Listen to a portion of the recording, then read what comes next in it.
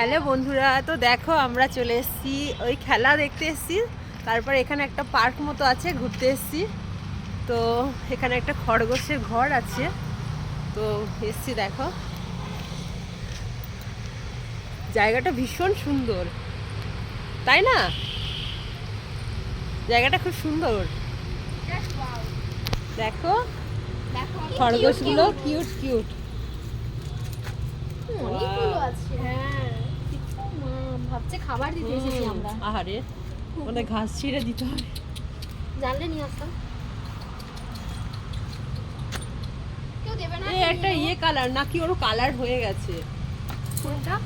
এই কালারটা ওরকম হয়ে গেছে, আর মনে হয় লেগেছে মনে হয় ছেড়ে যেটা। হ্যাঁ, তার লেগেছে। কালারটা একটু ডিফারেন্স আছে। এই যে এইটারও সেম ডিফারেন্ট কালার।